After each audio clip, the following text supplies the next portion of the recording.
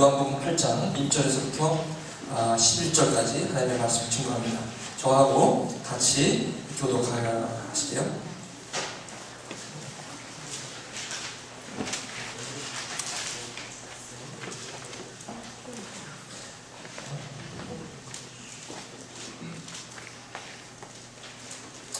준비하셨죠?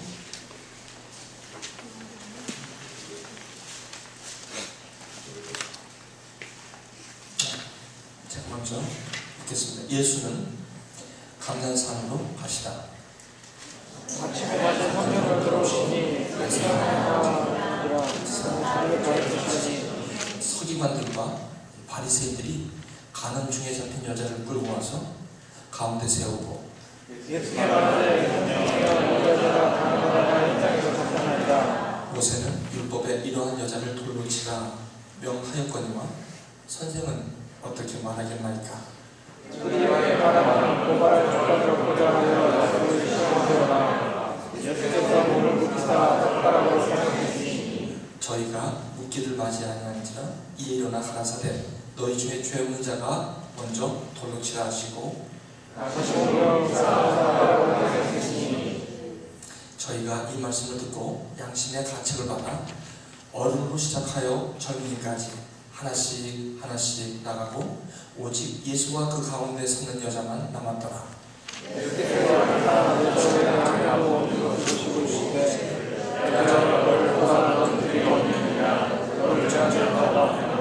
11절 함께 읽을까요? 시작. 대답하되 주여 말하라. 예수께서 가라사대 나도 너를 정죄하지 아니하니 가서 다시 죄를 묻지 말라 하시니라. 이는 살아계신 하나님의 말씀입니다. 아멘. 오늘 이 말씀을 통해서 저는 신앙은 부담인가 아니면 능력인가? Is belief a burden or power? 신앙은 부담인가 아니면 능력인가? 라는 제목으로 하나님의 말씀을 증거합니다. 여러분의 귀와 여러분의 마음이 복되신 시간이 되기를 원합니다. 이 말씀 통해서 은혜 엄청 받아가시길 바랍니다. 우리가 신앙이 부담될 때가 있습니다. 은혜를 많이 받아서 눈물도 흘릴 때도 있습니다. 때로는 하나님의 말씀이 내 가슴을 칠 때도 있습니다. 그때 은혜 때문에 내 삶의 모든 것을 다 던져버리고 올인하고 싶을 때도 있습니다. 그런데 어느 때는 그런 하나님, 내가 은혜 받았던 그 하나님이 안 계셔 보일 때가 있습니다. 그리고 그 은혜 받았던 그 은혜가 아주 드라이하게 느껴질 때가 있습니다. 오늘 이 본문은 이렇게 말씀하고 있습니다. 먼저 한 분을 소개합니다. 저는 요한복음을 챕터 바이 챕터, 이벤트 바이 이벤트로 여러분에게 강하게 설교하고 있습니다. 이번 주는 가늠하다 잡힌 여인을 서기관과 바리새인이라는 그 당시에 이스라엘의 지도층, 종교인으로서 지도층에 있었던 사람들이 가늠한 여인을 끌고 와서 예수께 그 가늠하다 현장에서 잡힌 그 여인을 돌로 칠 것을 명하고 있습니다. 그 근거는 모세의 율법에 그렇게 써 있다는 것입니다.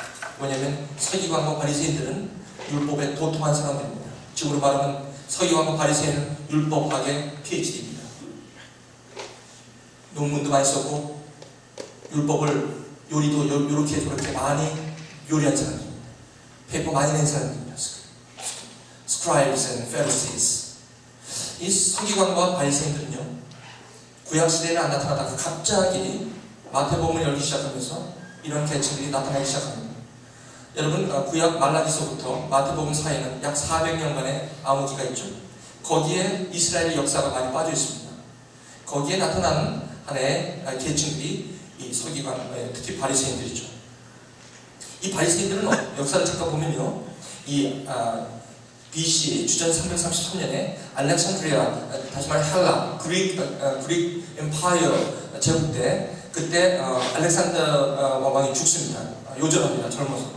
그래서 그 아들들이 정권을 잡기 시작해서 그 당시에 시리아와 레바논을 중심으로 했던 셀루큐스 왕조가 주전 199년에 이집트 프톨레미 왕조를 멸망시키고 이제 팔레스타인이 거의 셀루큐스 그 왕조의 손아귀에 넘어갑니다. 근데 그 셀루큐스 왕조는 이상하게 그 여호와 제사를, 성전 제사를 그렇게 반대를 했어요. 그래서 그걸 못 드리게 했어요. 그래서 그 당시에 거기에 대항해서 경건주의자 운동을 벌였던 계층이 바로 이 사람들입니다. 그래서 해슈딤이라는 무브먼트를 일으킵니다. 그래서 거기에 마카비와 라는 하나의 그 제사장 신분의 그들과 함께 독립전쟁을 일으킨 사람들이 바로 이 층이기도 합니다. 지금 우리로 말하면요, 애국자입니다. 이스라엘의 애국자입니다. 누가 말해도 존경받는 계층이었습니다. 그런데 이들이 경건했고 하나님의 말씀에 굉장히 투철했던 사람들이 막조가 되기 시작합니다. 정치와 타협하기 시작합니다. 종교가 정치가 합하게 되실 때 corruption이 생기게 되어 있습니다. 권력이 따라오는 종교는 부패를 낳게 되어 있죠. 이 바리새인들이 바로 그러한 계층에 있었던 사람들입니다. 이 바리새인들과 세두시, 그 당시에 또 파가 있었는데, 세 가지 파가 있었는데 에세네파라고 있었어요. 그 다음에 사두개인 파가 있었어요. 이 세 개 파가 있었는데 특별히 바리새인과 사두개인들이 주도권을 잡고 있었을 때, 그때 바리새인과 오랜만에 맞았던 그 독립, 이스라엘 독립이 있었습니다. 그 잠깐 있었던 독립에 이 바리새인과 사두개인의 정권 다툼 때문에 로마가 들어오게 된 것이 역사인 것입니다. 그래서 이 바리새인들은요, 율법에 대해서 PhD입니다. 율법이 하나님의 말씀입니다. 하나님의 말씀에 PhD는 능력이 있어야 되죠. 근데 이 바리새인들은 그 율법을 사용해서 자기네 부익과 권력을 누리고 있었던 계층이 바로 서기관과 바리새인들이었습니다. 저는 말씀을 이렇게 읽을 때마다, 여러분 이 말씀을 읽을 때 무슨 생각이 들으셨습니까? 서기관들과 바리새인 이런 얘기하니까 죽일 놈들, 이런 나쁜 놈들이나 괘씸하구나, 이런 생각 드십니까? 여인 가늠하다 잡혀오면 불쌍해라, 어떻게 다 저렇게 재수없이 잡혔을까, 그 생각이 돌로 치라, 저런 못된 사람들. 예수님이 나옵니다. 예수님 도와주세요. 나중에 한 사람씩 예수님께서 몸을 굽히사 손가락으로 물을 땅에 쓰셨는데, 그렇죠? 8절에 다시 몸을 굽히사 손으로 땅에 쓰시니, 땅에 쓰다, 여기 원어에 보면 땅에 쓰다라는 뜻은 against라는 헬라어 원 뜻이 있습니다. against.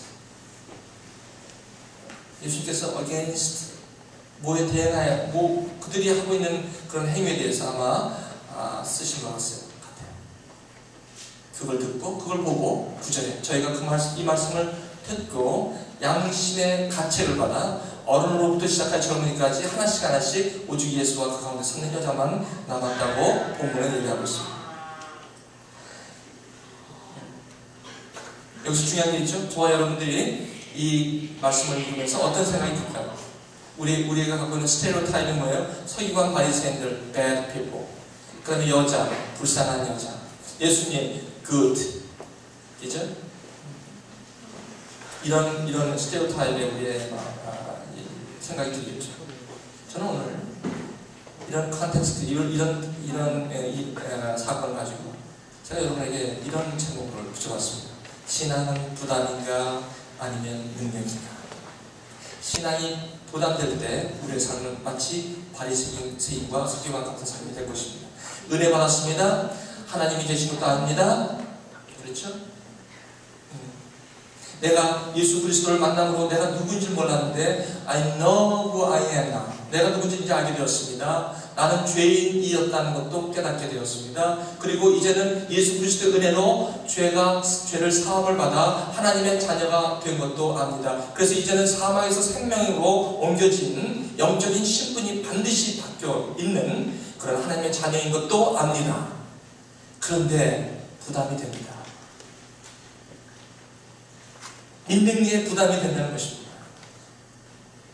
아예 차라리 내가 이런 믿음이 없었다면 때로는 좋았을 텐데, 이것은 신앙, 내가 볼 때 종교의 그런 모습으로 가져가는 게 쉽지가 않습니다. 이 하나님 말씀대로 살려니까 직장이나 사회나 학교나 가정이나 어디 가든지 내가 믿는 것 때문에 내가 이렇게 괴로울 때가 있는가 할 정도로 힘들 때가 있다는 것입니다.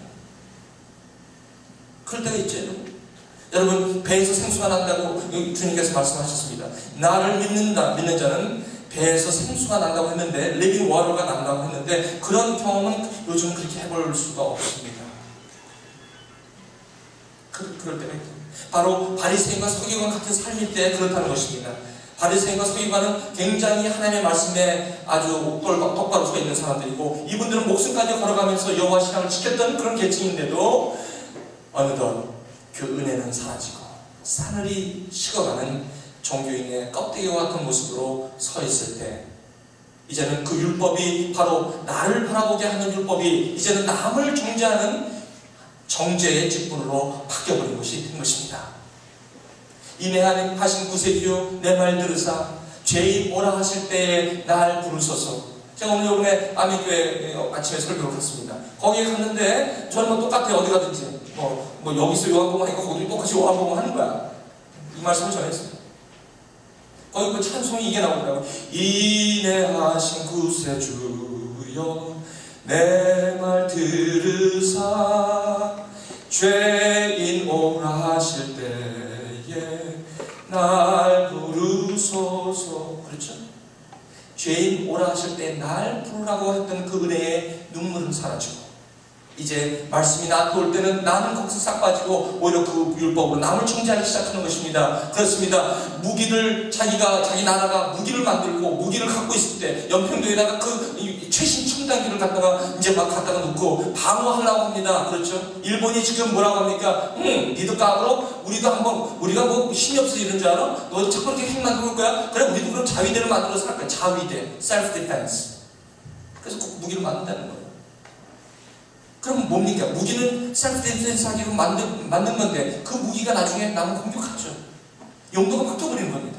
마찬가지입니다. 율법이 뭐예요? 율법은 나를 알게 하는 건데, 내가 how sinful am I를 알게 하는 건데, 이제는 뭐예요? 내가 남을 보게 하는 거예요. 남을 정죄하기 시작하는 거예요. 내가 빠지고 어느덧 내가 하나님의 자리에 올라와서 그 하나님의 말씀이 나를 보는 거울이 아니라 이제 그 말씀을 남의 허물을 찍어내는 살인용, 살상용 무기로 변해버린 것이 율법이 되었다는 것이죠. 바리새인들과 서기관들은 이 하나님의 말씀이 자기한테는 내가 나를 바라보는 거울이었는데 어느덧 남을 바라보는 정죄하는 그런 하나님의 말씀으로 잘못 왜곡시키고 있었다는 것입니다.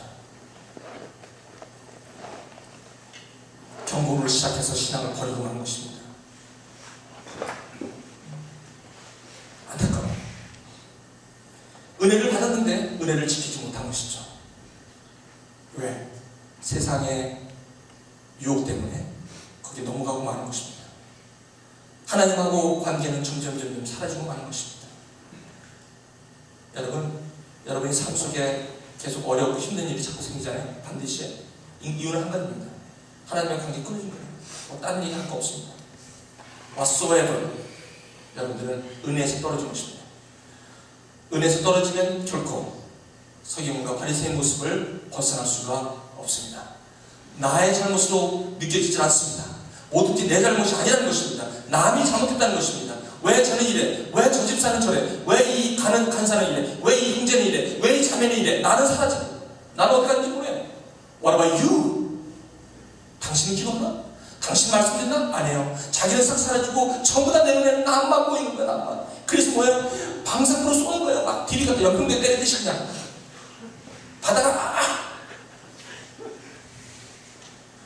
무기가 자기 디펜스를 사용해야 되는데 이 무기가 뭐예요? 이제 사람 죽이는 살상용으로 변하게 버린 거예요. 그죠? 왜? 정권을 위해서, 정치를 위해서, 권력을 위해서